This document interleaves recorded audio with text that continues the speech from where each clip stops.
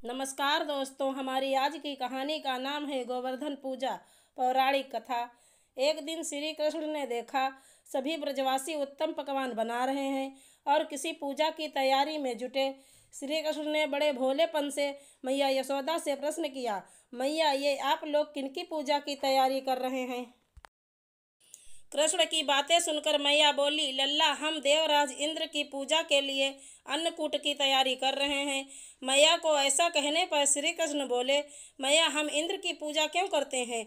मैया ने कहा, वो वर्षा करते हैं जिससे अन्न की उपज होती है, उनसे हमारी गायों को चारा मिलता है। भगवान श्री कृष्ण बोले, हमें तो गोवर्धन पर्वत की पूजा करनी चाहिए क्योंकि हमारी गायें वहीं चरती हैं।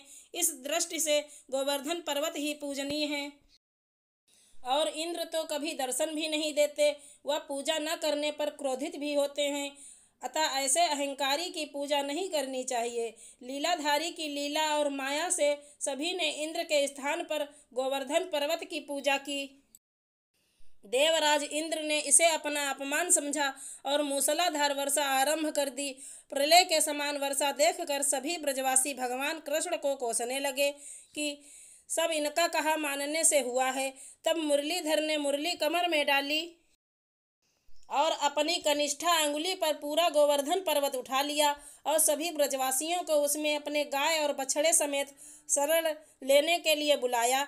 इंद्र कृष्ण की यह लीला देखकर और क्रोधित हुए। फलता वर्षा और तेज हो गई।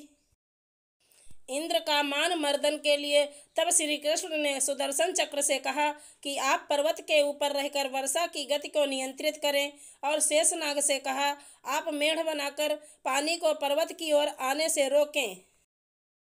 इंद्र निरंतर 7 दिन तक मूसलाधार वर्षा करते रहे। तब उन्हें लगा कि उनका सामना करने वाला कोई आम मनुष्य नहीं हो सकता। अतः वे ब्रह्मा जी के पास पहुँचे और सब वृत्तांत कह सुनाया। ब्रह्मा जी ने इंद्र से कहा कि आप जिस कृष्ण की बात कर रहे हैं वो भगवान विष्णु के साक्षात अंश हैं और पूर्ण पुरुषोत्तम नारायण हैं। ब्रह्मा जी के मुख से यह सुनकर इंद्र अत्यंत लज्जित हुए और श्री कृष्ण से कहा कि प्रभु, मैं आपको पहचान न सका, इसीलिए अहंकारवश भूल कर बैठा। आप दयालु हैं और कृपालु भी, इसीलिए मेरी भूल क्षमा करें। इसके पश्चात देवराज इंद्र ने मुरलीधर की पूजा कर उन्हें भोग लगाया। इस पौराणिक घटना के बाद से ही गोवर्धन पूजा की जाने लगी। गोवर्धन पूजा की हार्दिक शुभकामनाएं। हमारी आज की कहानी कैसी लगी? धन्यवाद दोस्तों।